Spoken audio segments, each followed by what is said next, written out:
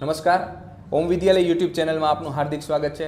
SSC બોર્ડના પરિણામની આ ટોપર સ્ટોકની સિરીઝમાં આપણી વચ્ચે ઉપસ્થિત છે દાવડા ધરમ પરેશભાઈ। નમસ્કાર। આજરોજ એસએસસીનું રિઝલ્ટ આવ્યું છે, તો કેટલા ટકા આવેલા છે અને કેવું ફીલ કરો છો તેના વિશે જણાવો। 94% આવેલા છે અને તેમાં ખૂબ સરસ ફીલ કરીએ છીએ। આખા વર્ષની મહેનત અમારી અત્યારે સફળ ગઈ છે। સરસ।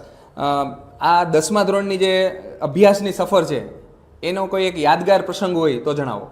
ધોરણ 10નો યાદગાર અનુભવ અમારો પ્રવાસ રહ્યો છે, જેમાં અમે કચ્છ ફરવા ગયા હતા અને તેમાં શાળા ભેગો મેં ખૂબ આનંદ કર્યો છે। પ્રવાસ હંમેશા વિદ્યાર્થીઓના સેન્ટર ઓફ એટ્રેક્શન હોય છે।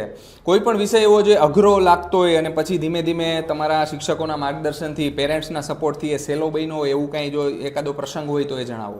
તેમાં મારો સૌથી વીક સબ્જેક્ટ ઇંગ્લિશ રહ્યો હતો, જેમાં અમારા સર અને શાળા તરફથી સપોર્ટ કરવામાં આવ્યો અને મેં ખૂબ સારું પરફોર્મન્સ આપ્યું। કોઈ વાંધો નહીં, અહીંયા બેઠેલા કોઈ પ્રોફેશનલ નથી, આ સ્ટુડન્ટ્સ પોતાની ફિલિંગ વ્યક્ત કરે છે, જે છે એ નેચરલ છે, સ્ક્રિપ્ટેડ ઇન્ટરવ્યૂ નથી એ। ખૂબ અભિનંદન। હવે એ જણાવો કે 11 કોમર્સમાં એડમિશન લીધું છે, તો હવે તમારું ડ્રીમ શું છે?